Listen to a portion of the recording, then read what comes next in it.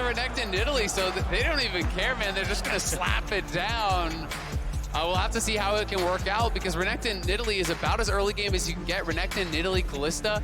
This is a game that if G2 can survive the early stages, they massively outscale when you're looking at Graves, Maokai, Tristana, Rel, all these picks that are going to be very, very strong in the later stages of the game. It's going to come down to execution here for JDG. Obviously, we saw Italy come out once already. Inspired did run it against G2. It did not look good whatsoever, but this is Kanavi. It is another beast, and this is 369 Renekton, which is so terrifying. 369 in playoffs on Renekton, it felt like anytime he locks it in, it's a guaranteed solo kill. And it feels like at the moment you really want to try and get Missing to be working alongside Kanavi as well, right? So it feels like trying to push in on bot side, then unlock Missing so he can actually play with Kanavi, set up for that vision that JDG have been so good at doing all year long. It feels like that's where they're going to be trying to support Kanavi and again see if they can go for those dives on top side. And while it is a bit of a surprising pick to actually see the Nidalee slap down here, Kanavi is not shy to stray away from the meta. This is a guy that was bringing out Morgana when no one was playing it. He's bringing out the Bel'Veth when no one was playing it, and now bringing out the Nidalee here. And you have to wonder, are they trying to bring this out against G2 to make Damwon worry later on, about these picks, to make future opponents worry about the possibility that they could go full on early game and just run you over? I think it really could be helpful, coming into that BO5 stage for the drafts, but they have to be able to execute on it. They have to be able to make it look terrifying here against G2 if they want people to respect it later on in the tournament for pick and ban. And I think it's great to see Kanavi kind of going back towards this style, right? We kind of talked about in the LPL in summer how he shifted to playing more towards his lanes, more so than what we'd seen in 2021 or even 2020, the last time JDG were at the World Championship. But now we're getting kind of go back to that 2020 style where in spring he was a big Silas jungle player, the Nidalee jungles, the Graves jungles.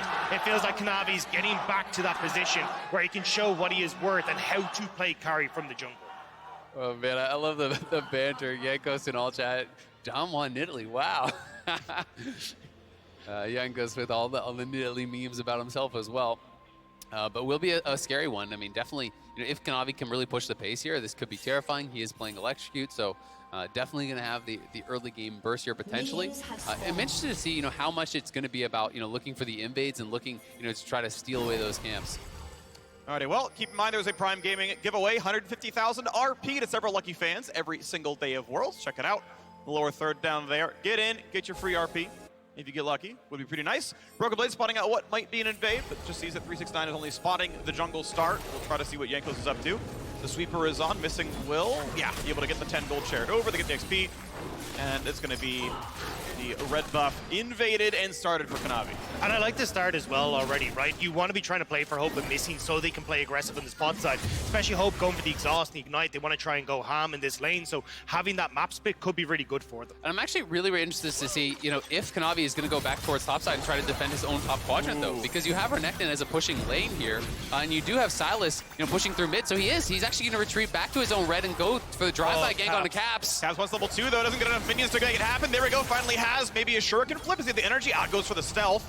And he will stay alive. I just think this is such smart pathing here from Kanavi. Yeah, you could play split map, but you want to play to the side of your Renekton. You have a pushing lane top, as Broken Blade's likely going to have to recall here. 369 was proxying the wave you could see on the mini-map.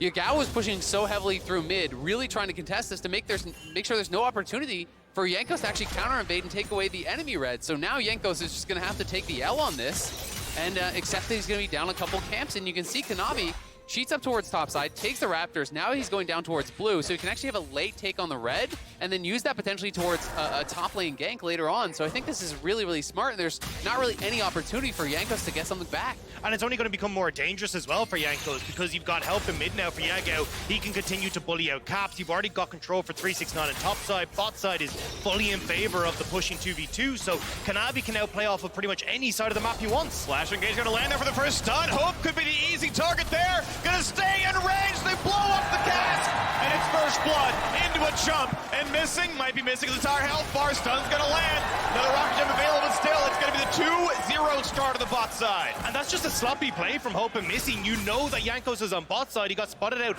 by all that vision you put down early, but staying around too long trying to crash that wave, and great punish from Yankos to get in there. Yeah, great punish from G2, but I agree. Very, very sloppy stuff from JDG. That was literally warded out, right? Like they saw that Graves had 3 wards actually in the enemy bot lane.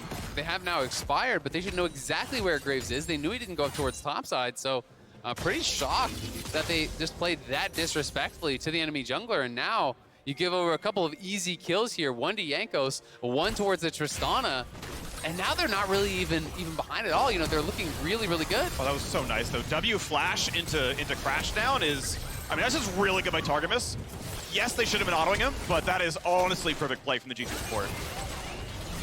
Yeah, it just feels very, very strange here that you're not expecting that to come through. You've already got the wave crash. You could have just reset, gone back, spent your gold, and come back in. But now, kind of giving over that pressure on the bot side, I like that Targamas immediately tries to help out mid as well, because just trying to correct some of these lane states can then make it very difficult for Kanavi to actually have the support he needs if he wants to try and keep Jankos in tow, especially when you see that CS discrepancy in the jungle. Well, yeah, I mean, there's a big CS discrepancy, but Jankos is up gold now, right? Yeah. Because he actually got gifted, you know, a pretty free kill there and the assist, and Jankos right down towards bot again. X-Flash coming in, they're going to go for this. He's going to get the flip back into the stun, into the rocket jump, the combo they wanted to go for, and Hope is certainly going to die. And can they get a bit more, though? Gets the rocket jump to push in for the next one. There's the reset, and missing. He's going to drop a double kill in for Blacken. G2 are crushing the JDG bot lane, playing so disrespectfully. And Jankos is down here time and time again. G2, 1.3k gold ahead here, only 5 minutes in. 3 kills on the Tristana, full 1k up on Hope. Oh, that's Broken Blade with no agency left. He's got no he's mana. dead. He can get his passive and a grasp off maybe. But the Kanavi jump in. They're going to find the stun and the Javelin and everything they possibly need. He can't even drop Fragger without mana to cast spells. The Flash Javelin to stop the recall gets him a kill. Finally, JDG gets something back, but I don't like watching Angry G2 because they are looking so good at the moment. And the fact that they're playing around this Tristan on the bot side as well means that it becomes very difficult now for Hope and Missing to have pushing that bot lane. They can start to put pressure on towards the tower, start to get plates, and even if you want to look at Rift Herald as well, having this pressure on bot side is fantastic. I mean, they just need to start playing with some respect towards Jankos. You know, Hope and Missing are not paying the respect over this Graves that he does deserve. You have Nidalee getting deep wards. You have Nidalee invading constantly, taking away the camps. You should be able to know, you know, where that Graves could be to play a little bit more carefully around that. And you can see as a result now, G2 have a great way into this game. They are only 200 gold ahead, 400 now, excuse me. But it's a massive Tristana this early on, and Blackhead will have the opportunity to carry this game. And that's where I start to get a little bit worried as we go Caps and Yagel. Well, that's an Akali ulti taken. Can he fight? Yes, Sweeper's gonna spot where he's moving. R2 is free targetable. Doesn't go for any more. I don't know if Cap's gonna be able to flash it and lock onto the tower, but doesn't go for the play. Yago just about out of mana there as well. You'll see he picks up a little bit there, so we didn't have to follow up any sort of ability after he got in for the perfect execution, so decides to call it quits. JDG, though, using that pressure in mid, now moving down over towards this dragon. Well, now you're going to go for it. JDG somehow managed to have enough control over the bottom side to grab first Drake of the game. And we're still a minute away from Herald to spawn, so it's time for supports to recall and walk over. Jungle's going to do the same, and with Renekton obviously winning up on the top side, you can see 500 gold to his advantage. There's a chance JDG get both objectives. There absolutely is. I mean, 369 Kanavi looking strong, you know, mid lane about even, but bot lane is absolutely a disaster. And overall, you'd be so happy about this start here for G2. The fact that they are not even just even in gold with the comp that outscales, they're actually up in gold against this comp that is going to really fall off incredibly fast here for JDG. So G2 just need to continue weathering the storm. Only go for guaranteed plays, chill, farm, and just wait for those items to start coming through because it's going to be looking good for them. And just on that note, I think with Rift Herald coming up, I'd prefer to see them nerdy try and make a play around bot side. They can spot out Kanavi here, but if JDG are going to try and go for Rift Herald, cool, just like let them have it, right? You go and try and make a play on bot side with Jankos, you can easily trade the 2 turret plates regardless, and if not, just go for a dive anyway and see if you can get even more gold in your favor. Well, honestly, like, I'm not even sure they need to try anything. Just farm. As long as Jankos can protect these lanes, right? Like, they're in just such a good spot here. There is a slight gold advantage for Kanavi, but still, I mean, Jankos has gotten 3 assists. You know, he got that early kill. Blackhead's looking great. You know, your lanes are doing just fine. Broken Blade will struggle a little bit here, but overall, things are looking really, really good. Jankos going to be going back up towards topside, though. 369 could be in trouble. Find a bit of CC. He's going to double dash back away. Pops ulti for a bit more health bar. Gets the empowered Q, and now with Kanavi behind him, he's going to be okay. I don't think Broken Blade can get any more CC down. That is an ulti for an ult. TP back in. Everyone's going to be okay. Well, it could give G2 cryo towards his Herald, but here comes Kanavi. Oh my god, that burst. I mean, you're going to get the trade on bot side here for G2, so as long as they delay JDG on this Rift Herald, you can see Hope and Missing have already moved up to the top side, so you're just giving Flacket time in this bot lane turret. And Tristana will happily take this, so still you are going to be trading relatively effectively here as G2. Absolutely, I favor this trade for G2 pretty heavily. If you can actually get that second plate, solo gold onto Tristana, it's going to be close if that goes down or not, but it will be the Herald on the top side, and again, they're going to look for 369, who has no ulti, but will be able to walk it out. Might have to rest right there on Yanko's side as there are still 4 top side, and this could be the entire tower dying. Chris got some alone time, but yeah, that actually could have been a pretty good Silas combo. Jump in, land a stun, ulti would nearly kill. But if they want to summon here with 4 there, although with Caps walking up, looks like maybe there's no play. This is the chance at a 4v4, and they don't go for much. I'm surprised to see them commit so many resources up towards that top side, though, for G2, right? You'd already cleared the wave. You had your wave pushed into mid. Caps could have tried to get a turret plate for himself. Instead, now, we're having Yagao trade those plates on the bottom side, getting kind of an answer for what Tristan had already taken, and now you're putting Rift Herald top. Yeah, I mean, they really want to push for this tier 1 tower, for this first tower here, to try to, I think, force G2 into taking some sort of a fight. They want to fight. Triss right behind them with a Kraken Slayer done at 940. Targamas would love to find a flash W. You can see Hope's early flash. Targamas, he really wants some kind of engagement. This is not going to happen. Pretty much anything that he picked on would have died to Triss with a full combo, but it's going to be a bot wave dying to bot lane tier, to the bot lane tower, and top lane tower itself dying. Yeah, and Caps actually roamed up as well. Yagao, may be able to get a plate off of this. We'll see if he feels confident to actually step forward or at least stay in range as this plate does fall. But that's a plate bot for Yagao. Then he comes mid, pushes that in, gets a plate there as well. So, Yagao getting about a kill's worth of gold over this last minute. And that's not even including the first strike that he has there as well. So he's going to be very quickly accelerating. You can see there just on the left-hand side of your screen, 4,000 gold for Yagao. Quite a substantial amount, 600 gold over Caps as well. I mean, Flackhead's leading the charge, so he's definitely going to be the one JDG need to be worried about, especially if you start to get more of these turret plates. Oh, Kanavi over the wall spots one. Does not land on target. Just good sidestep there as the turret still takes its shots. We are still pretty far away from turret plates dropping, and Flackhead again. Literally up a mythic on his opponent right now. Yeah, I mean, Hope hasn't been back to base in forever. He just has that early Vamp Scepter here, so JDG do not want to fight around Hope whatsoever, but that is not the spot you want to be in here with the Kalista, when your Kalista is just kind of praying for little bits and scraps of farm here. It's really a bad spot. And that's what I love the way G2 are playing this. They're consistently keeping Flacket out on the map. They know that in 30 seconds, Dragon is up. Well, if Kalista doesn't get a reset, well, we just have that mythic advantage for the team fight. So that's actually somewhere where they can try and use that advantage. Even here, Flacket and Targamas trying to see if they can stop Hope from resetting, knowing they can use this. No chance they want to walk away from the top lane right now. They love to get the turret to kill. See if they can deny any farm down there. Only a 6 CS difference among the top laners, so those who actually shoves the wave in. Brook will have to get his back. A pull in, not bad. Targum is half HP. But now with Handshake down, Triss should feel safe. But Flacket, I don't know if he doesn't know where Nidalee is, but he is unwilling to attack a tower while up a mythic. Well, no, and they actually spotted Nidalee on the bottom side because he was actually scrapping with Yanko. So they did know that Nidalee was down there. He's now Doom Dragon, on the scuttle here, but definitely Flacket playing, pretty carefully, to say the least. Cab stepping forward, does have ulti advantage. I see Gao spent the stolen ulti there, but will be likely looking to reset. And JDG, I think, really have got to continue playing the objective games, stacking these up as fast as possible, but it's a stolen dragon. Yanko's huge. That's going to buy him a lot of time if it is going to be a race through the early game. Doesn't get hit by much more. Might have to ulti to get away. Actually, it's the E back regardless, and it's just out with a Drake steal. Beautiful. And it looked like the smoke screen was really what made the difference there. Drops the smoke screen on the Nidalee, so he loses vision of the dragon, and now Cap's looking for the kills. Dives in for a lot. Missing could be the target. It's a nice ulti across to buy space. Professor Flash away has a blast plant, but Cap's still in the chase. Auto Q might kill. Auto Q, one more is going to get him for sure. No, the shield. But they're not going to get him back in time. The bailout, I don't think it's going to happen. There's one, and they're chasing in for the next two. A double kill in for Caps, and Yanko's get the second. JDG commit to try and save Missing, but G2 were there and waiting. Targamas with the engage sets up a massive play for G2. That is so much gold going over in their favor. That's a huge play for G2. Going to be looking really, really good in this game now. 13 minutes in, and you are down gold still with Kalista, Nidalee, and Renekton. And Tristana pushing for free up on top side. So now the gold lead just going to extend that much further here. Flacket going to be able to take another plate. has a couple thousand gold to spend. He's 1,700 gold ahead of Hope. It's brutal. And this is what we were talking about for JDG, right? Oftentimes they just kind of see blood and go for it.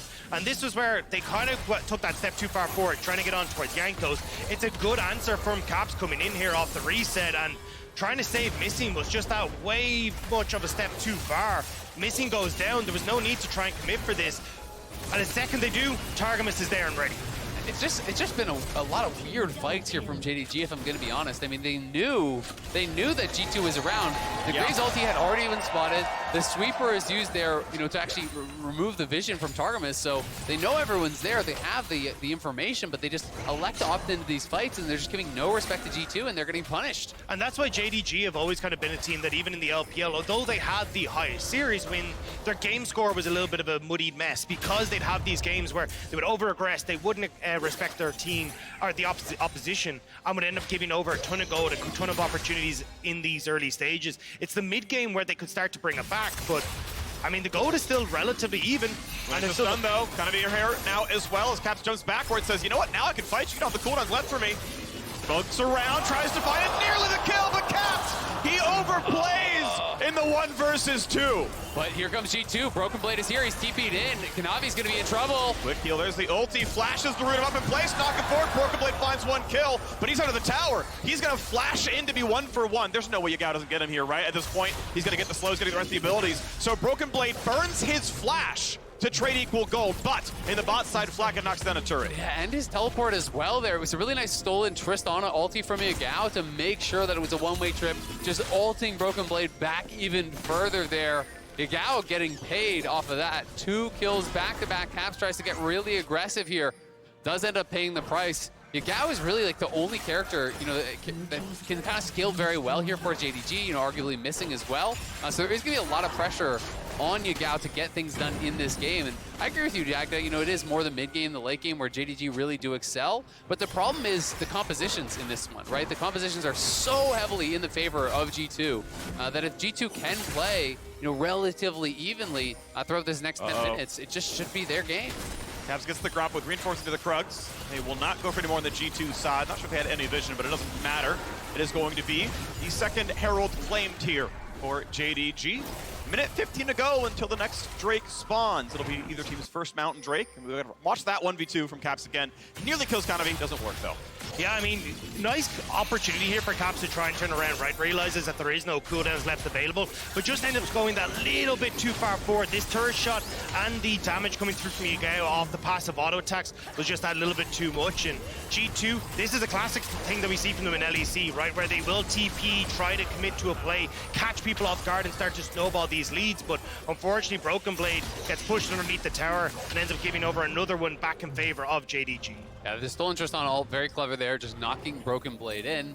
But it is G2 tied on Dragons here, 30 seconds until this one is going to spawn. And Flacca, very close actually to his next item. Yeah. Kind of weird that he picked up an additional Crick Cloak. He could have probably been towards PD. I know that they're relatively efficient though, individually. So the build he's going for is Zeal to Lord Dominic. Yeah. It's a very common tank busting build, but obviously Renekton has gone forward. Renekton doesn't have the most armor, but we'll see what he goes for on this one is to move around, and JDG need to fight for the river. Do they get outscaled? Can they fight now in the mid game? 17 minutes. Herald 7 in mid will not quite kill the turret, but he can always run back and get that gold.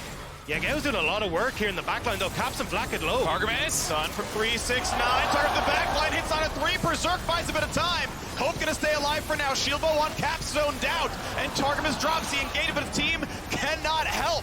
Thank you to Renata Glass. Jankos is low, stunned, killed by 3-6-9. And a double kill for Hope. JDG pulling it back here, winning the team fight in dominant fashion. It was a big engage from Targamas, but he goes over the wall, and Missing's ultimate bought them the time they needed. The hostile takeover was clutch there. And I love the idea initially from G2, right? You look at the screen, you're like, oh, JDG are super spread out. Yagao is stuck bot side. We've got control over River. Let's try and make a pick onto Hope with Caps. But unfortunately, because 369 was there, Caps actually can't get the pick.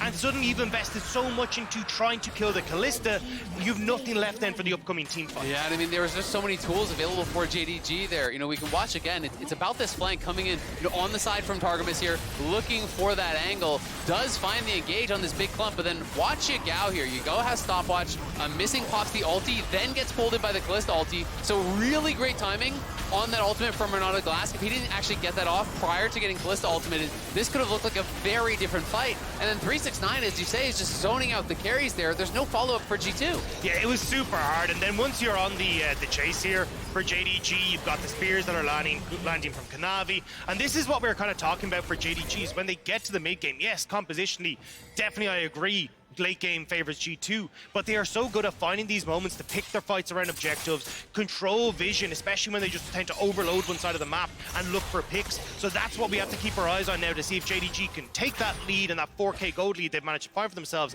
and keep this pace up.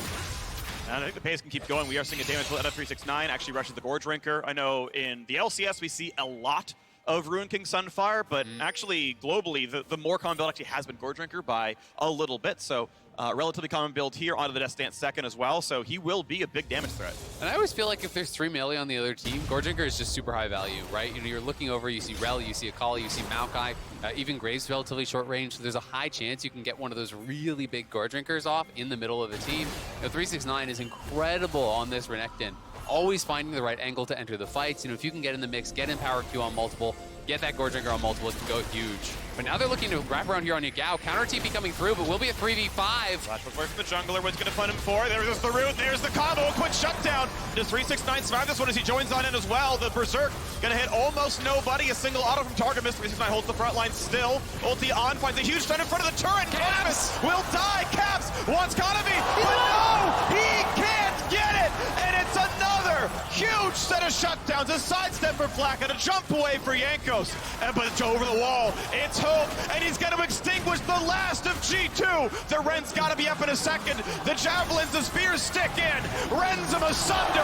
Flak it drops, and an ace in the top jungle. The LPL champions will not go down. And immediately they turn on towards the Baron. It looked dreadful for JDG as Yagao explodes, but they can turn it around, and now they'll get the big purple worm. Oh my god, JDG gets so much off of that fight. It was looking good for G2, and they're going to try to TP in again here with Caps, but Yagao should be able to walk it out. Caps doesn't even have an ulti, so... Backwards E, yeah. I mean, if there was no... Okay, flash for it. There's a stun out of target miss. W over the wall. They're going to get the CC, but is it enough damage is the problem. He steals Rel ult himself. He's a bit more damage done, but he's lower and lower, and Caps lands his second shuriken flip.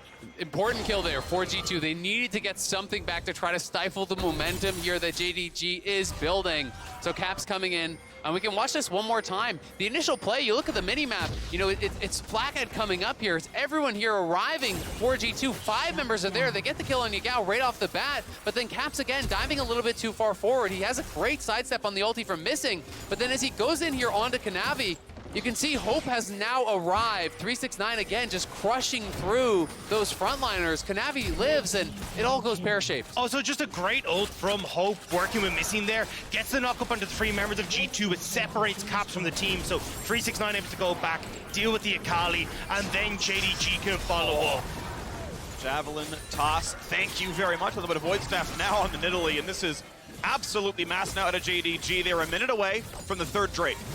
And I mean, at the end of the day, Flathead's lead is now gone, right? He was enormously ahead earlier in the game, and he's now down about 500 gold individually to Hope. So the advantage is no longer there whatsoever for G2, and they're just going to have to hope they can hold on somehow, some way here, as JDG are pressing and pressing heavily. Flathead then pushes lead.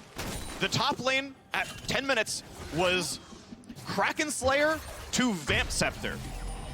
Handshake is put on cooldown, and he's like, I can't hit the turret. What if he auto-attacks me? And it's like, dog, you win that 1v2, and just did nothing. G2 did not push their lead ahead, and now you got this game with 6,000 in JDG's favor, unable to use Flathead's lead to get ahead, and JDG about to just crush him with team fights. But the bright side for G2 is they still do have that incredible scaling if they can try to slow down the game a little bit, play through sides with their soul laners. You can see Caps heading up towards top side here, looking for that tier 2 potentially to deny the wave. no one is mid right now. Flacket and Targamas get zoned out, so they're going to give that up, and they're going to lose the tier 2 bot. It is against the Baron buff, of course, but never something you want to see as a G2 fan. No, especially when they had, members that could have tried to move around, but the fact that they managed to zone Flacket and Targamas up on the top side now gives JDG access to mid, to bot, to Dragon as well. And I mean, JDG just playing out the map state better right now is 369. Oh, he's taunting them with the recalls now. Wonder by Branches Veil with the smoke. Didn't quite land it though, so it's going to be a red buff taken away. Cleanly done. There's the third Drake for JDG. If it wasn't tough enough already, Cap's about to find himself dead. Jumps as far away as he can. But lands the javelin toss. 3, 2, and 7. The spears are heat-seeking in this one. Kanavi making it work on the Nidalee, and JDG continuing the push. They're shoving down bot here with 369, who is going to be doing really nasty things in this 1v1 at this point. Now looking for a bit more there is Broken Blade, going to find himself a route. He's trying to run away, and the rest of the team going to zone out the reinforcements, so he will indeed live. But no mana has to regen onto the base, and with Caps dead as well, this is 5v3. Look at middle inhibitor. I mean, they would be able to get middle inhibitor. 369 is push on bot, so they can just send themselves on over towards that one as well. I mean, G2 crumbling now. We were talking about JDG being behind, but suddenly we hit this mid game, they get that slight lead, and they are powering home. Well, and we're just seeing the difference in team fighting, right? The difference in coordination. JDG, just outplaying in these 5v5s. G2 did have some really clever pathing, and were able to punish some mistakes early on from Hope and Missing in particular, who really got put way down, by some great ganks from Jankos. But, not been able to kind of hold even in some of these fights. And it's been some near misses at times that have been the difference, to be fair.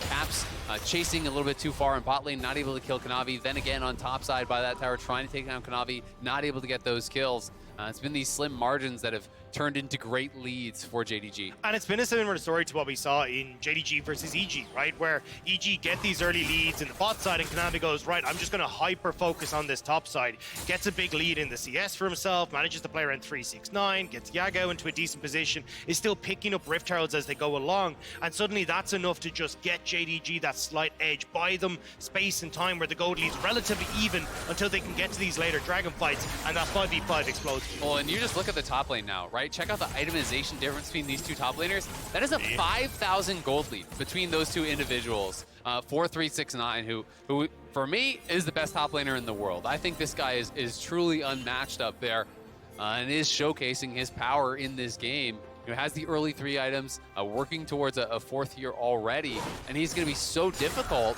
for G2 to actually deal with. He's tanky enough with the Death Dance, Gore Drinker, and Randuin's that you can't just burst him down, but you also can't ignore him. Well, they're going to try for a little something. They don't quite get the stun as Caps jumps to melee range. 369 pretty fast in the slice. And that means for G2, no dice. I mean, it's a nice attempt from G2. Maybe if you can get him, you can start to put threat onto the tier 2, maybe onto the base for JDG. But now with that, this is the downside. You've committed so many members to bot side. JDG get to keep pushing top side. They're getting vision control for Baron. And now it becomes nigh on impossible for G2 to actually try and contest this.